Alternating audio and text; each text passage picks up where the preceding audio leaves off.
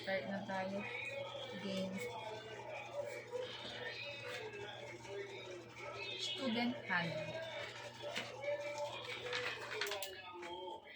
Deaf and vision. We dream of Filipinos who passionately love their country and whose competencies and values enable them to their full potential and contribute meaningfully to building the nation. As a learner-centered public institution, the Department of Education continuously improves itself to better serve in stakeholder.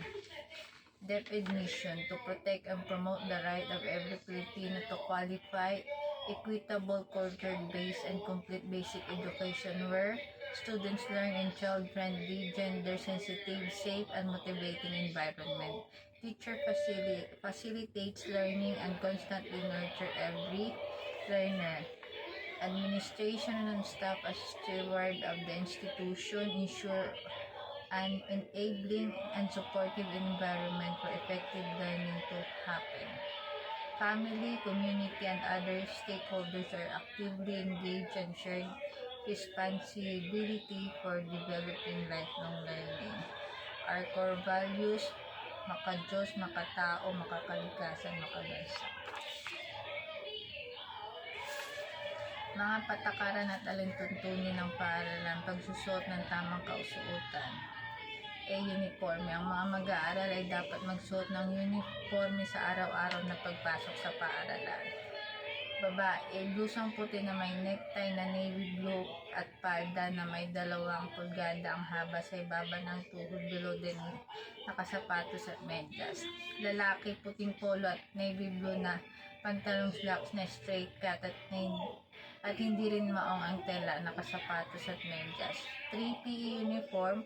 Ang mga mag-aaral ay dapat magsuot ng PE uniform o white t-shirt at jogging pants sa araw lang na itinakda ng MAPI teacher, habang wala pang uniform magsuot ng regular na uniform.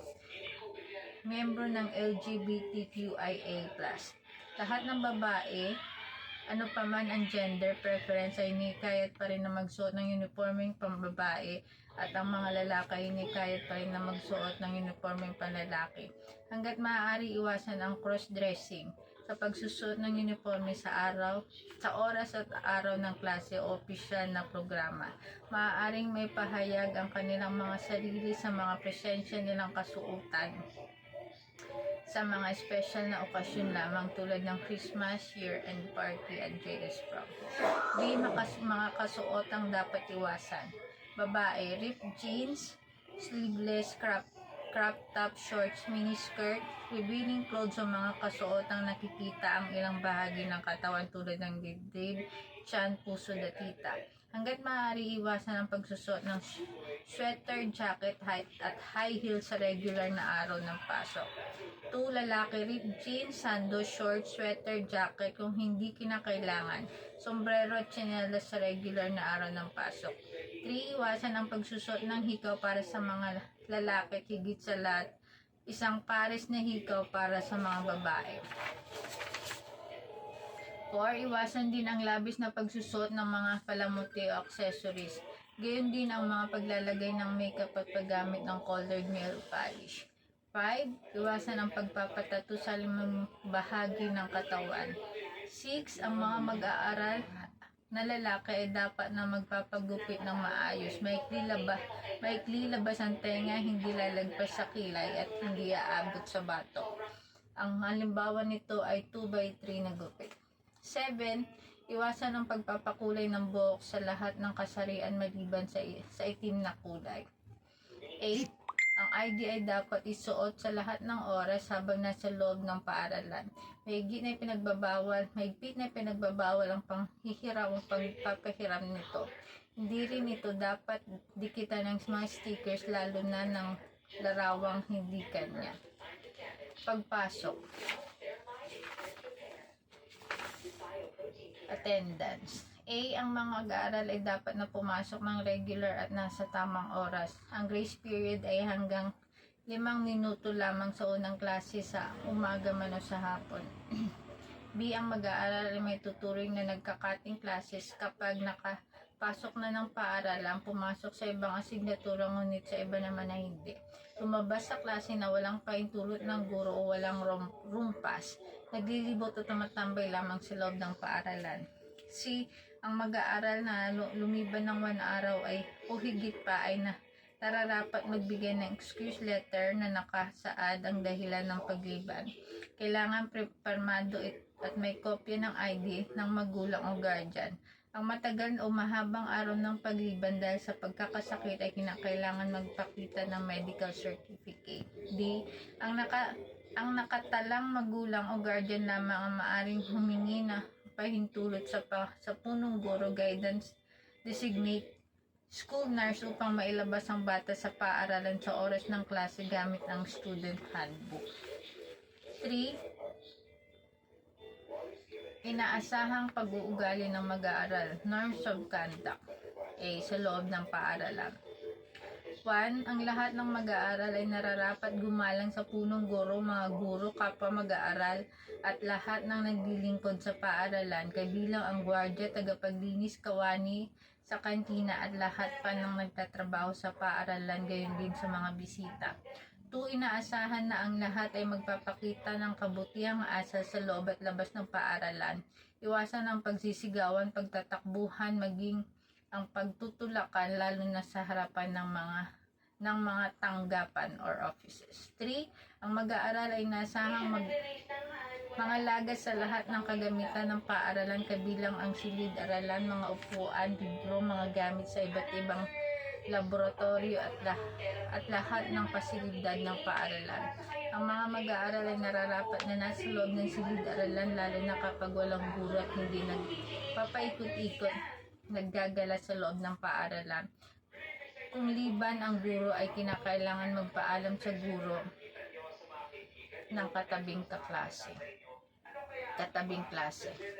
5. Ang mga mag-aaral ay hindi nararapat na nasa loob ng faculty room o anumang administrative offices nang walang opisyal na kailangan, gayon din ang paggalaw sa mga gamit ng guro o sinumang staff. 6. Ipinagbabawal sa lahat ng mag-aaral ang pagdadala at pagtanggap ng mga bisita, lalo na kung walang opisyal na kailangan sa paaralan. 7. Hindi pinahintulutan ang public display of affection sa lahat ng mag-aaral. 8. Ipinagbabawal ng paaralan ang pagdadala ng anumang bagay na nakakasakit o nakakamatay tulad ng kutsilyo, ice pick, handmade na barel at iba pang tulad nito para na rin sa kaligtasan ng lahat. Kung kailangan magdala ng mga bagay na matulis tulad ng kutsilyo na gagamitin halimbawa sa asignaturang PLE, nararapat itong ipagbigay alam sa guro o sa gwardiya ng paaralan.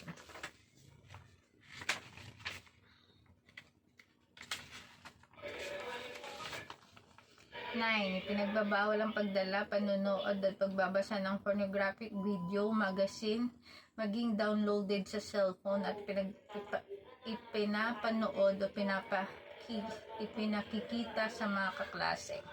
10. Tumigil sa paglalakad, iwasan ang pakikipag-usap o anumang kaguluhan kapag tinutugtog ang pambansang awit ng Pilipinas. Pagiging makabansa o binibigkas, inaawit ang isang panalangin, pagiging makadiyos. B. Sa loob ng silid-aralan. 1. Maging tahimik sa pagpasok at paglabas ng silid-aralan. Walang magsisigawan o gagawa ng anumang ingay na makakaistorbo sa iba o sa katabing klase. 2. Kung liban ang guro, manatiling tahimik at gawin ang inilaang gawain para sa asignatura. Iwasang lumabas ng silid-aralan. 3. Kapag may dumating na bisita o guro at pumasok sa silid-aralan, ang lahat ay nararapat na tumayo at bumati. 4. Ang kalinisan ng labas at loob ng silid-aralan ay dapat panatilihin ng lahat ng mag-aaral na gumagamit ng silid. Iwasan ang pagdura kahit saan. Ipinagbabawal din ang pagtatapon ng basura kahit saan.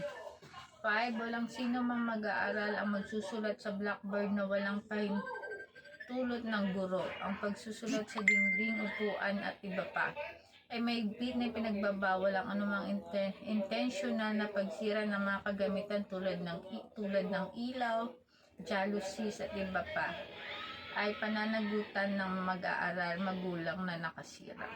6. Paggamit ng cellphone, headset, iPad, PSP at iba pang electronic gadgets sa oras ng klase ay may higpit na ipinagbabawal, lalo na't walang kinalaman sa gawaing pampaaralan at hindi pinahintulutan ng guro. Iwasan din ang pagka-charge ng mga ito. 7. May higpit na ipinagbabawal ang pag-order ng pagkain sa labas, kabilang ang online food delivery para sa kaligtasan ng mag-aaral. 8. Ang lahat ng uri ng pagsusugal ay may higpit na ipinagbabawal, maging online man ito. 9. Ang pangungopya, pagpapakopya at pagkuha ng test paper mula sa guro upang ikalat sa ibang pang mag-aaral ay tinuturing na pandaraya at hindi nararapat gawin ng sinumang mag-aaral. 10. Iwasan ang malabis na uri ng biruan, maging verbal or physical, na maaaring humantong sa pag-aaway o pambubulas, bullying, sumangguni sa pahina 18. 11. Ituturing na maling gawi ang pag-uusapan, pagtawanan at ibuli ang kapwa mag-aaral sa social media tulad ng Facebook o group chat. Kung may suliranin dapat bigyang pansin ay lumapit at makipag-usap ng maayos sa kinauukulan. 12. Ang lahat ng mga gawaing pampaaralan na lampas sa oras ng klase sa loob at labas ng paaralan ay dapat na may pahintulot ng magulang at ng punong guro. 13. Ingatan ang mga personal na gamit tulad ng cellphone, mamahaling alahas o malaking halaga ng pera. Hanggat maaari ay iwasan ang pagdadala ng mga ito upang maiwasan ang pagkawala sapagkat hindi pananagutan ng paaralan. Sa labas, paligid ng paaralan. C. 1. Maging magalang sa kilos at pananalita sa lahat ng oras saan mang lugar. 2. Iwasan ang pagtambay sa paligid ng paaralan lalo na kung tapos na ang klase at uwian na. 3. Mahigpit na pinagbabawal ang paninigarilyo, vaping, pag-inom ng alak malapit sa paligid ng paaralan 100 metro mula sa paaralan, lalo na kung naka-uniforme. RA 9211 Section 5910. Marapat ding iwasan ang pagpunta sa malls o paglalaro ng computer games sa internet shop na naka-uniforme.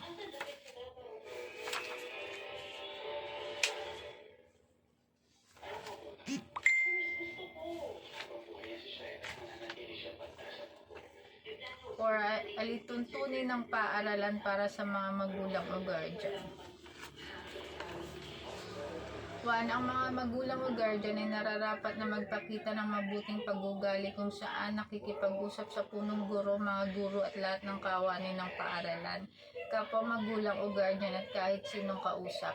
2. Nararapat na ang lahat ng mga magulang o guardian na papasok sa loob ng paaralan ay pagdamit ng maayos, hindi pinahintulutan ng pagsuot ng shorts, boxer shorts, short shorts, miniskirt, sandals, sleeveless blouse, tube blouse o plunging neckline, gaya ng itinakda sa pagpasok sa alinmang opisina ng gobyerno.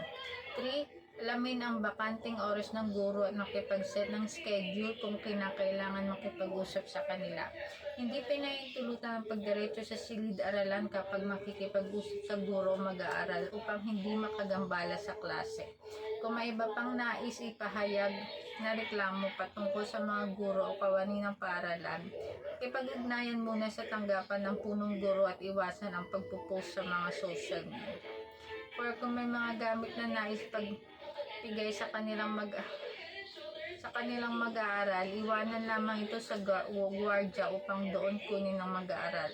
Lagyan ito ng pangalan, baitang at pangkat ng mag-aaral. 5. Kung sakaling makatanggap ng tawag na kailangang iuwi ang mag-aaral, marapat lamang na magdala ng ID para sa pahintulot ng pag-uwi. 6. Palaging sasagot sa Citizen Charter Client Satisfactory Measurement, CSM. sa tuwing pupunta sa paaralan. 5. Ang paglabag sa anumang patakaran ng paaralan ay nahahati sa 3. A. Minor offenses. Hindi pagbibigay ng excuse letter kapag lumiban sa klase kahit na nag-abiso sa pamamagitan ng chat o text o tawag sa telepono. 2. Palagi ang pagkahuli sa klase 3 beses isang linggo. 3. Pagsusuot ng hikaw ng mag-aaral na lalaki at higit pa sa isang pares na hikaw para sa mga mag-aaral na babae. 4. Hindi pagsusuot ng tamang uniforme. 5. Pagpapakulay ng buhok at hindi maayos at presentableng gupit. 6. Paglalagay ng labis na make-up, lipstick, colored nail polish at pag-aahit ng kilay bilang disenyo. 7. Paggamit ng cellphone, PSP, iPad, tablet, camera at iba pang electronic gadgets na walang kinalaman sa pag-aaral at walang pahintulot ng guro lalo na at nagiging sanhi ng kawalang atensyon sa klase. DO number 83 2003. 8. Ang pagpapadala paggamit ng gitara, bola, beatbox at iba pang gamit na maaaring makaistorbo sa klase na walang kinalaman sa asignatura. 9. Ang pagpunta sa ibang classroom upang manggulo at mag-standby sa mga lugar na pinagbabawal sa loob ng paaralan sa oras ng klase o walang pahintulot ng guro. 10. Pagkakalat at pagdudura sa loob at labas ng paaralan. 11. Pagsusot ng earphones, headset at sombrero sa loob ng klase.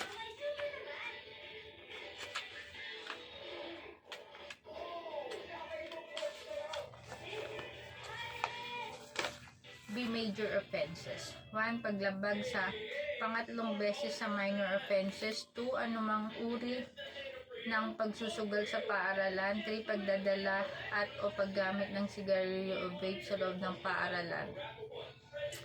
4. Pagdadala at pag-inom ng alak o anumang nakakalasing na inumin at o pagpasok na lasing. 5. Cutting classes at pagtalon sa bakod. 6. Vandalismo o pagsusulat sa upuan, lamesa, dingding, pader, comfort rooms at sa lahat ng lugar na nasasakupan ng paaralan. 7. Paggamit ng ID ng iba, pagpapahiram dito at ang paggamit ng lumang ID, gayon din ang paggamit ng larawan ng ibang tao. 8. Paninira ng kasangkapan at kagamitan ng paaralan tulad ng lamesa, upuan, bintana, pisara, ilaw, switch, electric fan, libro at iba pa. 9. Anumang uri ng pagsisinungaling at paggawa ng kwento, maghahatid ng gulo at takot sa paaralan. 10. Pagdadala, paggawa o paglaralo ng mga bagay na delikado, nakakasakit at nakakamatay tulad ng balisong kutsilyo, handmade toy guns, sumpak, sprocket, gato, bato, bakal na kadena, baril at iba pa. 11. Lahat ng uri ng pagnanakaw, pagkuha, paggamit ng mga bagay na walang pahintulot ng may-ari, kapwa mag-aaral, guro at paaralan. 12. Pagpapakita ng mga kilos na di angkop o mahalay sa panangin ng iba o public display of affection gaya ng paghihipuan, pagyayakapan at paghahalikan. 13. Pagdadala, pagbabasa o panunod ng malaswa o mahalay na babasahin o panoorin sa loob ng paaralan. 14. Pandaraya sa pagsusulit tulad ng pangungopya, pagpapakopya at pagkuha ng larawan ng test paper upang ito'y kalat at gawing kodigo. 15. Kawalang galang sa kamag-aral, guro at iba pang kawani ng paaralan sa pamamagitan ng pagmumura, pagsagot ng pabala, pagbabanta, pananakit, pagsagot ng pasigaw, pagpo-post o pag-uusap sa social media ng mga paninirang puri at lahat ng uri ng pambabastos. 16. Bullying at lahat ng anyo at uri nito. Ituturing ito na pambubulas kung ang gawain o kilos ay paulit-ulit at nagdudulot ng physical, mental at emosyonal na kabalisaan sa biktima. Sumangguni sa pahina 18. C. Grave offenses. 1. Kapag ang mag-aaral sa kabila ng pagsailalim sa intervention program ay patuloy na inulit ang katulad na paglabag o alinman sa major offenses. 2. Pagtatatag o pagsali sa anumang pinagbabawal na organisasyon, samahan na hindi kinikilala ng paaralan at ng Department of Education tulad ng clan, gang fraternity, sorority at iba pa.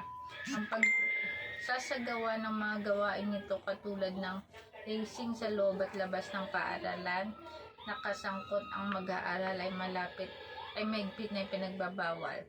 3. Pagdadala, pagbebenta at paggamit ng pinagbabawal na gamot sa loob at paligid ng paaralan. 4. Pagbubuo, paglalantad ng pagpasa ng sariling sex video o ng kahit sinong mag-aaral. 5. Pakikipagtalik sa loob ng paaralan. 6. Pag-aabusong sexual tulad ng paghipo, paghawak, pagpapakita ng maselang bahagi ng katawan sa kapwa mag-aaral. 7. Paggamit ng nakakasakit o nakakamatay, deadly weapon. Pakikipag-away o na nagdudulot ng physical injury sa loob at paligid ng paaralan. 8.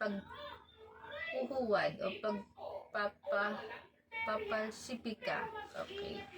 Yung paghuhuwad o pagpapalsipika ng mga mahalagang document ng paaralan tulad ng report card, certificate, perma ng guro ng mga sulat ng pampaaralan, perma ng mga magulang sa excuse letter, perma ng kaklase at ng sino mang kawani ng paaralan. Ibig sabihin per ng paghuhuwad o pagpapalsipika is yung paggawa ng ano ba yung English nun pa? Hindi ko may palawanan sa Tagalog. English ng pagpapalsipika? Falsification. Pamimik? Okay. Yun yung pinakamalapit na word. Pamimeke. Straightforward lahat naman ng binabasa ko. Mabilis maintindihan. So, naintindihan mo na yun. Ito lang na paghuhuwad o pagpapalsipika. Intindihan mo yung pamimeke? 6. Mga karampatang disiplina na ipapataw ng paaralan sa paglabag sa mga nasabing alintuntunin at patakaran. A. Para sa minor offense. Unang paglabag. Pagsasabihan, paalalahanan ng guro o ng gurong taga-payo ang mag-aaral, itatala ang paglabag sa anecdotal record form. Kalawang paglabag, ipatatawag ang magulang at ipapaalam ang paglabag na ginawa ng anak. Pagpapasulat sa ng kasunduan na hindi na mauulit ang nasabing paglabag o written warning, itatala muli ang nasabing paglabag sa student anecdotal record form at palalagdaan sa magulang. Ikatlong paglabag, ipapatawag muli ang magulang at ipapaalam muli ang paglabag na ginawa ng mag-aaral. Ang ikatlong paglabag sa minor offense ay may tuturing ng major offense. B. Major offense. Unang paglabag, ipagtatawag ang magulang para pag-usapan ang nagawa ng mag-aaral, magkakaroon ng huling kasunduan o final warning upang hindi na maulit ang paglabag. Kalawang paglabag, ipapatawag ang magulang para pag-usapan ang nagawa ng mag-aaral. Ang mag-aaral ay lumabag ay sasailalim sa isang intervention program. 1. Pagsailalim sa community service sa loob ng 3 oras na maaaring hatiin sa 3 araw sa pamamahala ng guidance counselor. Ang halimbawa ng community service ay pagtulong sa gulayan, gardening, waste segregation at iba pang mapagkasunduan sa pagitan ng mga guro at magulang. Second, magkakaroon din ng follow-up monitoring sa pagganap, performance at pag-uugali behavior ang mag-aaral na papipirmahan sa guro at magulang sa loob ng 2 linggo hanggang 1 buwan sa patnubay ng gurong tagapayo, class advisor. C. Grave offense.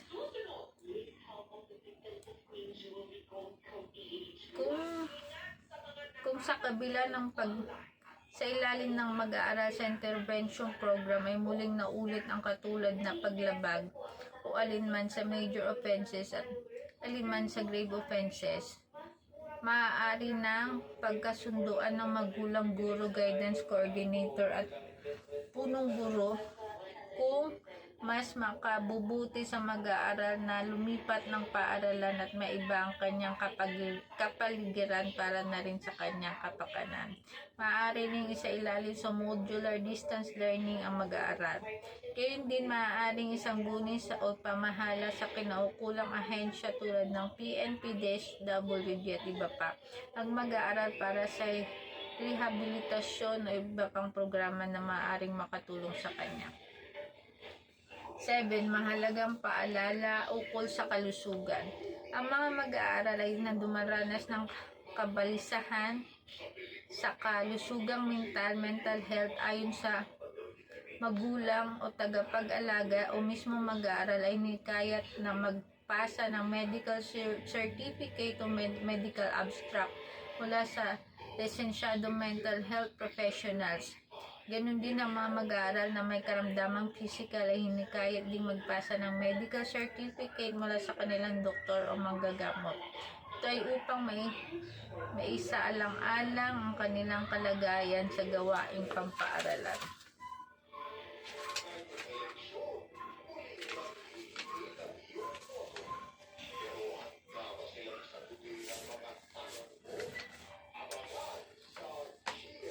Safe Space Act o Anti-Bastos Law.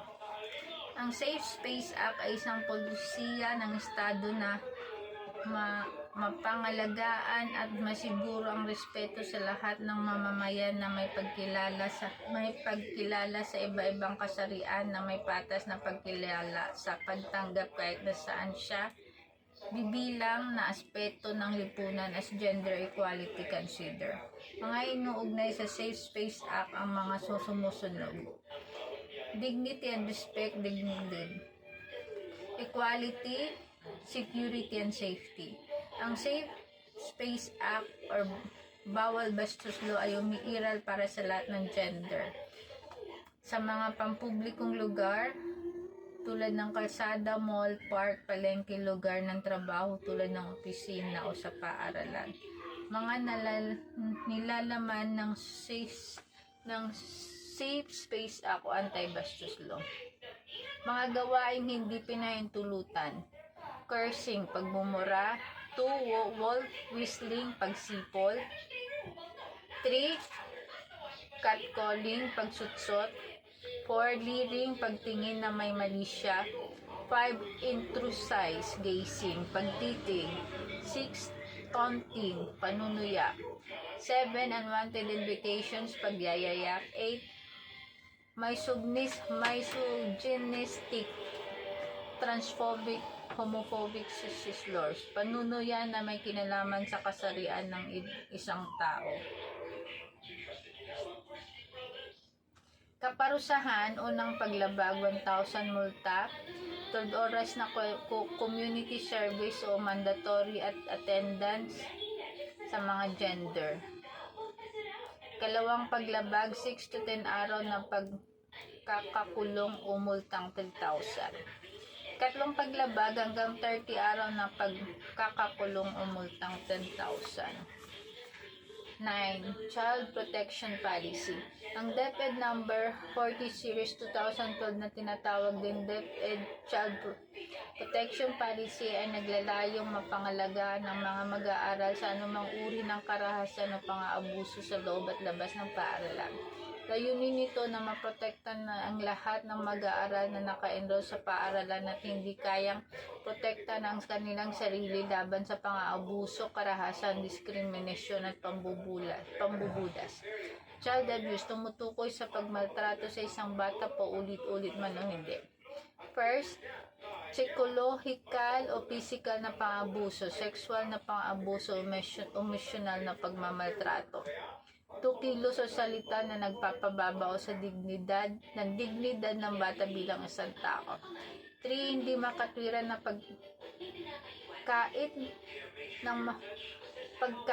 hindi makatwiran ng pagkait ng mga basic needs gaya ng pagkain at tirahan. 4, pagkabigo na bigyan ng agarang medika na paggamot sa isang batang nasunugan o may injury na nagreresulta sa kapansanan o kamatayan. Discrimination against children, tumutukoy sa kilos ng pagbubukod, pagkakaiba, paghihigpit o pagpili ng nababase sa edad, entrisidad, kasarian, orientasyon sexual at pagkakakilanlan ng kasarian, orientasyong sexual at pagkakakilanlan ng kasarian, wika, reliyon, politikal o anumang opinyon, national o social na pinanggagalingan, ari-arian, kapakanan, nahawaan o apektado ng human immunodeficiency virus, HIV, unacquired immune deficiency syndrome, AIDS, pagiging buntis, bata na may conflict sa batas, pagkakaroon ng kapansanan o iba pang kondisyon at may layunin o epekto ng walang visa o nakakapinsala sa pagkilala sa kasiyahan o ipamumuhay ng tao ang lahat ng kanyang karapatan at kalayaan.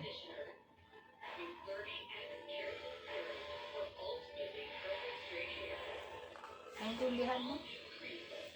Discrimination against children.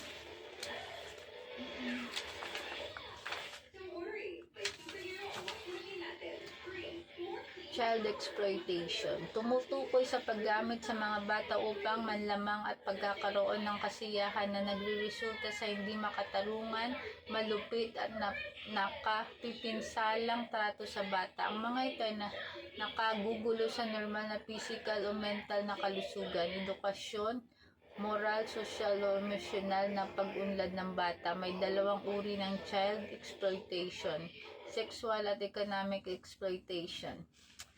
Violence against children committed in schools, tumutukoy sa akto, kilos o serye ng mga pagkilos na nagawa ng isang school administrator, guro o mga non-teaching personnel na nagresulta sa physical, sexual, psychological na pinsala o iba pang uri ng pang-aabuso gaya ng pananakit, pag-atake, pamimilit, kaharasan o di makatwirang pag-agaw ng kalayaan.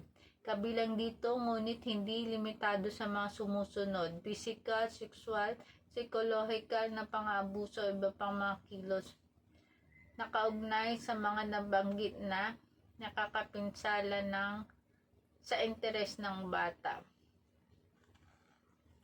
Bullying o peer abuse, tumutukoy sa mga agresibong kilos o pag-uugali sa isang particular na biktima na mas mahina. Bullying at cyberbullying. Corporal punishment, tumutukoy sa uri ng pagpaparusa para sa isang paglabag upang madisiplina, pagkontrol ng isang guro o school administrator o ng mga mag-aaral na binigyan ng otoridad o responsibilidad para sa parusa o pagdidisiplina. Kabilang dito ang physical o pamamahayang uri ng parusa. Positive and non-violent discipline of children. Ito ay uri ng pamamaraan ng positibong pagdidisiplina sa mga bata na nakatutulong upang tulungan na makabuo ang bata ng angkop na pag-iisip at pag-uugali.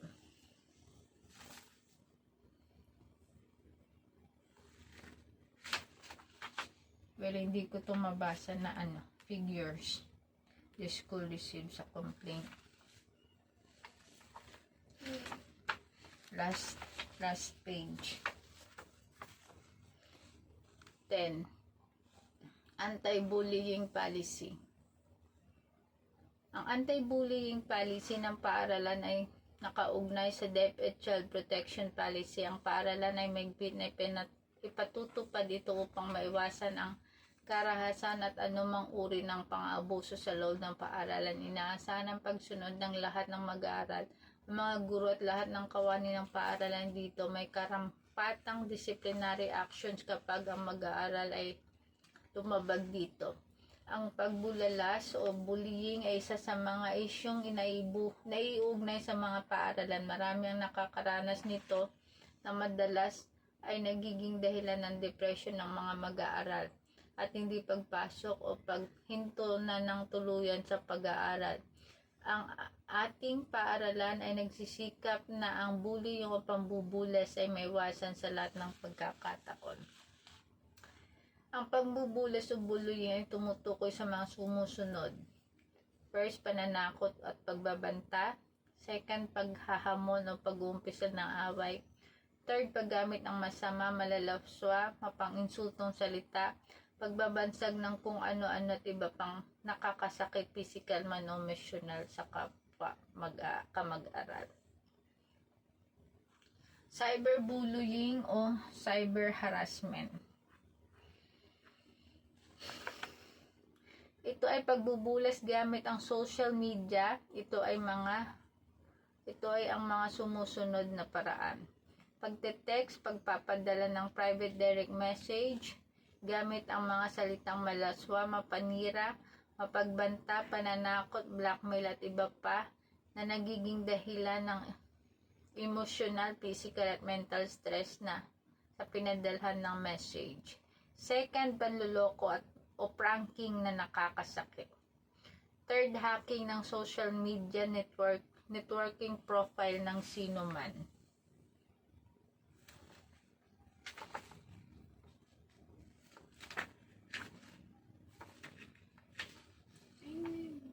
Okay na yan. Hindi na to kasama ang School Child Protection Committee. Wait lang. Naintindihan mo naman, di ba? Kasi sabi paliwanag. So, naintindihan mo naman.